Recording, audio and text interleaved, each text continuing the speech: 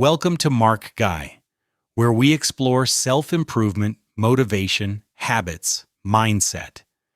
In today's episode, we're discussing how to actually make women like you. You know what no one tells you? The harder you try to make women like you, the more you guarantee they won't.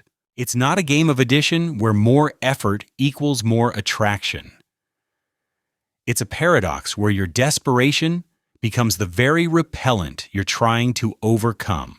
Picture this scene that plays out in bars, coffee shops, and dating apps every single day. A man approaches a woman with rehearsed lines, calculated gestures, and a mental checklist of attraction techniques he learned from some guru online. His shoulders are slightly too rigid, his laugh comes a beat too late, and behind his eyes is the frantic calculation of someone trying to solve an equation in real time. She senses it immediately, not consciously, but in that primal part of her brain that evolved over millions of years to detect authenticity from performance. The conversation dies, not because he said the wrong thing, but because he was performing instead of being. He walks away confused, adding another failure to his mental scoreboard, never realizing that his strategy was the problem, not his execution. This isn't about romance, it's about wiring. The human brain operates on what psychologists call thin slicing, making complex judgments about someone within milliseconds of interaction. Women, through both evolution and social conditioning, have developed particularly acute sensors for detecting incongruence between what a man says and what his micro-expressions, body language, and energy communicate. When you're trying to be someone you're not, you're essentially asking her brain to ignore thousands of tiny warning signals. It's like wearing a mask that doesn't quite fit. Everyone can see the edges. But here's where it gets darker. The very act of trying to make someone like you reveals a fundamental misunderstanding of how attraction works. Attraction isn't a transaction where you input the right behaviors and receive affection as output. It's an emergent property that arises from genuine connection, shared energy, and most importantly, from the magnetic pull of someone who doesn't need external validation to feel complete.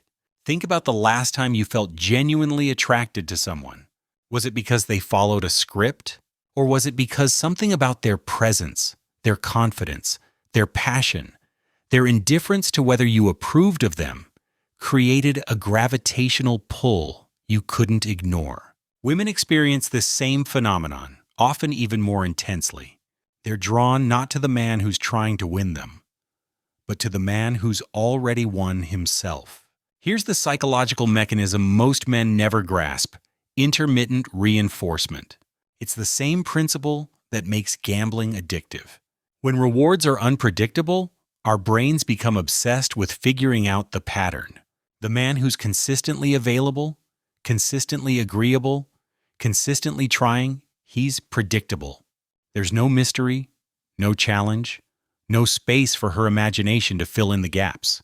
Compare that to the man who's genuinely busy building his life, who's friendly but not eager, present but not desperate. His attention becomes valuable precisely because it's not guaranteed. This isn't about playing games or being deliberately aloof. It's about having a life so engaging that her presence enhances it rather than completes it. Phase 1 of most men's journey starts with consumption, reading every article, watching every video, memorizing every technique. They become students of attraction without ever becoming attractive.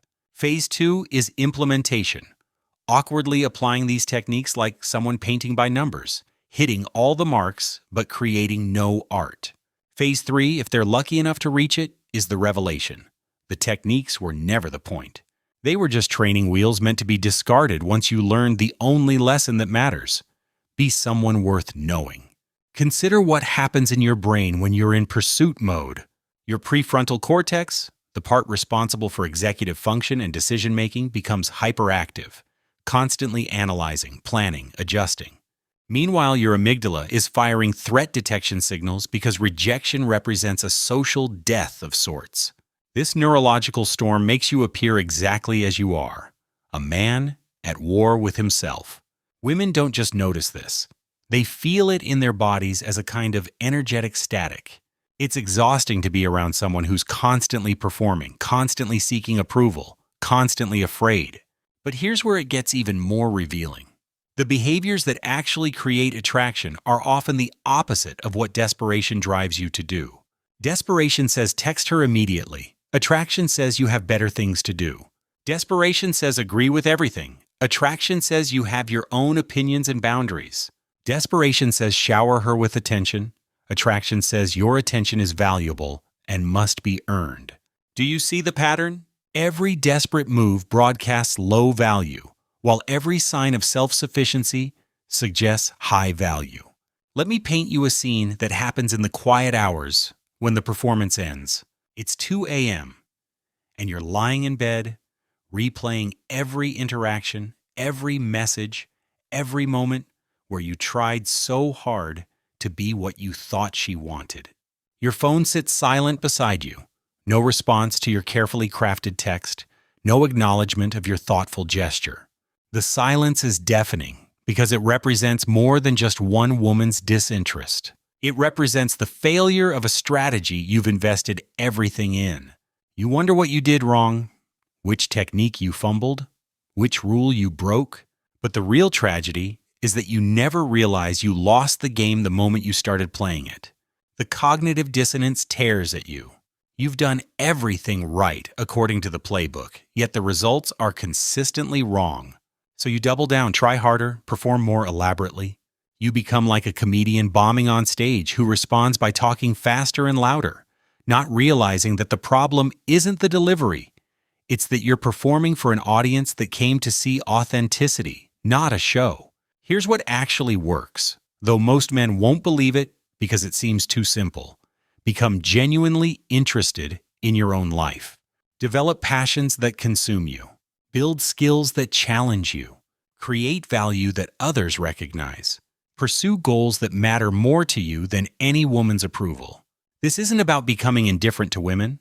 It's about becoming so engaged with your own growth that a woman becomes a welcome addition to an already rich life, rather than a desperate attempt to fill an existential void. Women are attracted to men who are going somewhere, not men who are trying to go to them. Think about that distinction. When your primary direction is toward a woman, you become a satellite orbiting her world. When your primary direction is toward your own vision, you become a world that others want to orbit. Which dynamic do you think creates more attraction? The paradox deepens when you realize that the qualities women find most attractive, confidence, purpose, emotional stability, mystery, cannot be faked because they're not behaviors, but states of being. Confidence isn't standing up straight and making eye contact. It's the absence of need for external validation. Purpose isn't having a job. It's being driven by something greater than comfort or pleasure. Emotional stability isn't suppressing feelings. It's having such a solid sense of self that external events don't destabilize your core. Mystery isn't withholding information. It's having depths that take time to explore. This is where the social media illusion becomes particularly poisonous. You see carefully curated highlights of other men's romantic successes and assume they know something you don't. You see women posting about their ideal man and try to reverse engineer yourself into that template. But here's what you're missing. The men who are genuinely successful with women aren't following anyone else's blueprint. They're not trying to be the ideal man. They're trying to be the ideal version of themselves. And that distinction changes everything. Phase 1 of failure. You pretend to be someone else. Phase 2. You wonder why connections feel hollow. Phase 3. You realize you've been attracting women who are attracted to a fiction, not to you. Even when it works, it doesn't work. Because maintaining a false persona is exhausting and ultimately impossible. The mask always slips, and when it does, she feels betrayed, not by who you are, but by the fact that you hid it. What's the alternative? Radical authenticity coupled with radical self-improvement. Not improving yourself to attract women, but improving yourself because you deserve to live as the best version of yourself. When you make this shift, from performing for others to evolving for yourself, something remarkable happens. The energy you previously spent on calculating how to be attractive gets redirected into actually becoming attractive. The difference is palpable. Women often describe being attracted to a man's energy or vibe, terms that seem mystical but are actually quite concrete. They're detecting the difference between someone who's grounded in himself versus someone who's desperately seeking ground in others. They're sensing the difference between someone who's choosing to share his presence versus someone who's begging for attention. They're feeling the difference between someone who knows his worth versus someone who's hoping they'll define it for him. But here's where it hurts the most. Many men spend years, even decades, trying to solve the wrong problem. They think they need to become more attractive to women when what they really need is to become more attracted to their own lives. They think they need better techniques when what they need is better self-awareness. They think they need to learn what women want when what they need is to discover what they want beyond women's approval.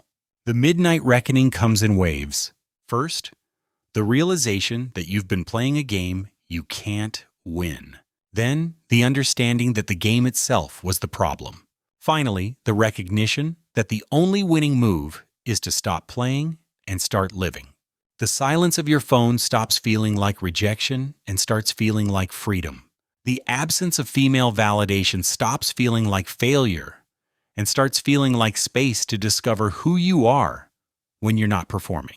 And that's when reality really hits. You understand that every woman who rejected you was actually doing you a favor. She was refusing to enable your performance, refusing to participate in your self-deception, refusing to let you hide behind the mask of who you thought you should be. The rejection wasn't cruel, it was honest. And honesty, even when it hurts, is infinitely more valuable than comfortable lies. The men who are genuinely successful with women share a common trait that has nothing to do with looks, money, or status. They've made peace with themselves. They've stopped seeing women as validators and started seeing them as humans. They've stopped trying to extract attraction and started offering connection. They've stopped performing masculinity and started embodying it. The shift is subtle but profound, like the difference between someone reciting poetry and someone who has become poetic. Here's a truth that sounds simple but takes years to internalize. Women like men who like themselves. Not in a narcissistic way, but in a grounded, self-assured way. Men who know their values and live by them. Men who have boundaries and maintain them. Men who have passions and pursue them. Men who have struggles and own them. Men who have emotions and integrate them. Men who are whole without a woman, but enhanced by the right one. The final phase of understanding arrives not with fireworks, but with quiet clarity. You realize that making women like you was always the wrong frame. You can't make anyone feel anything. You can only be yourself so fully, so unapologetically, so authentically, that the right women naturally gravitate toward you while the wrong ones naturally drift away. This isn't settling for less. It's finally understanding what more actually means. Picture the man you could be if you redirected all the energy you spend trying to attract women into becoming genuinely attractive. Not attractive to women, but attractive as a human being. Someone with depth, purpose, passion, intelligence, humor, creativity, resilience. Someone whose presence adds value to any room. Someone whose absence is noticed. Someone whose attention is valued because it's not desperately given to anyone who shows the slightest interest. This man doesn't need techniques because his life is the technique. He doesn't need to learn what to say because his genuine thoughts are interesting.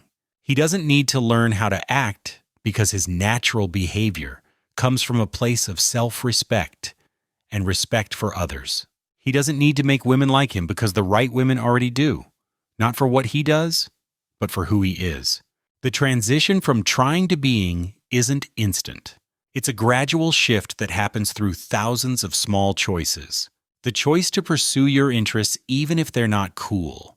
The choice to express your opinion even if it's unpopular. The choice to set boundaries even if it means losing someone. The choice to be alone rather than compromise yourself for company. The choice to build rather than perform. To create rather than imitate. To become rather than pretend.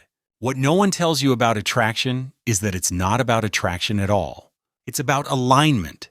When you're aligned with yourself, your values, your purpose, your authentic expression, you create a kind of magnetic field that draws compatible people toward you and repels incompatible ones away. This isn't mystical, it's practical. When you're genuinely yourself, you attract people who like who you genuinely are. When you're performing, you attract people who like performances. Which relationship do you think has a chance of lasting? The cognitive load of maintaining a false persona is immense. Every interaction requires calculation. Every text needs careful crafting. Every date becomes a performance review. You're so busy managing your image that you never actually connect. You're so focused on being liked that you never find out if you actually like her. You're so desperate for her approval that you never ask if she deserves yours. The exhaustion isn't just mental, it's existential. You're tired not from living, but from performing life. But when you drop the act, something remarkable happens. Conversations become actual exchanges rather than calculated presentations. Silence becomes comfortable rather than threatening. Rejection becomes information rather than devastation. You start to see women as individuals rather than categories. You begin to notice who you're actually compatible with rather than who you think you should want. You discover that attraction, real attraction, is far more specific and far less common than you imagined. And that's a good thing. The men who struggle most with women are often the ones who want it most. Not because wanting is wrong, but because desperate wanting creates desperate energy. And desperate energy repels everything it seeks to attract. It's like trying to catch water by squeezing it. The harder you grip, the less you hold. The men who succeed understand that attraction is more like gardening than hunting. You create the right conditions, you tend to your own growth, and you allow connections to develop naturally rather than forcing them into existence. Here's what the pickup artists and dating coaches won't tell you because it doesn't sell products. The best way to attract women is to stop trying to attract women and start trying to become someone worth knowing. This isn't about becoming perfect or pretending you don't have desires. It's about recognizing that your primary relationship is with yourself, and every other relationship is a reflection of that primary one. If you don't like yourself, why should she? If you don't respect yourself, why should she? If you don't find yourself interesting, why should she? The 2 a.m. moment arrives for every man on this journey. You're alone. The performance has ended.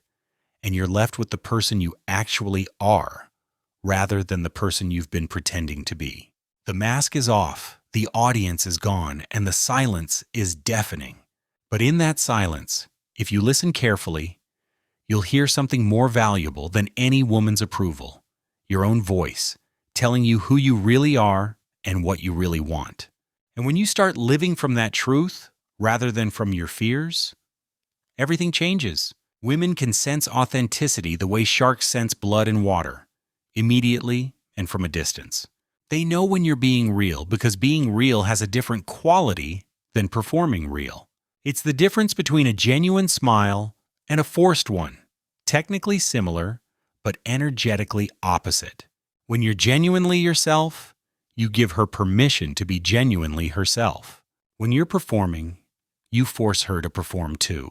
Which dynamic do you think creates real connection?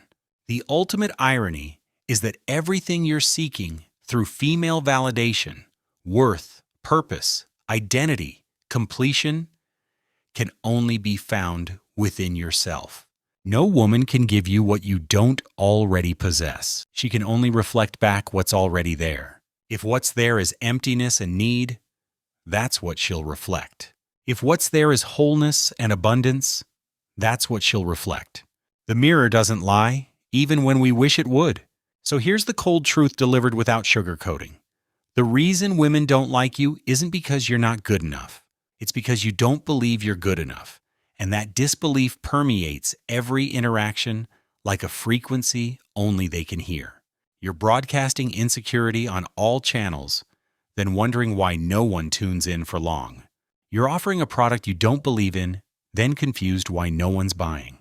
You're asking them to love someone you don't even like, then hurt when they decline the impossible task. The path forward isn't through more techniques or better strategies. It's through the sometimes painful but ultimately liberating process of becoming who you actually are rather than who you think you should be. This means developing genuine interests, even if they're not traditionally masculine. This means expressing genuine emotions, even if they're not always strong. This means admitting genuine ignorance, even if it's not always attractive. This means being genuinely yourself, even when yourself needs work. And yes, yourself does need work, we all do. But the work isn't to become someone else. It's to become the best version of who you already are. To develop your strengths rather than hide your weaknesses. To pursue your passions rather than society's expectations. To build your life rather than perform it. To attract through authenticity rather than manipulation. The moment you stop trying to make women like you is the moment some women will start to like you. Not all women. That was never possible anyway. But the right women, the ones who resonate with who you actually are, rather than who you're pretending to be. And one genuine connection is worth 1,000 performed interactions. The truth is, you already know everything you need to know. Deep down, beneath the strategies and techniques, beneath the fear and desperation, beneath the performance and pretense, you know that the only sustainable path to connection is through authenticity. You know that the only real attraction is between two people being real. You know that the game was always rigged because it was never meant to be a game at all. Stop trying to make women like you. Start becoming someone you like. The rest will follow, not as a reward for your performance, but as a natural consequence of your presence. The difference between a man who attracts women and a man who repels them isn't what he does. It's who he's being while he does it.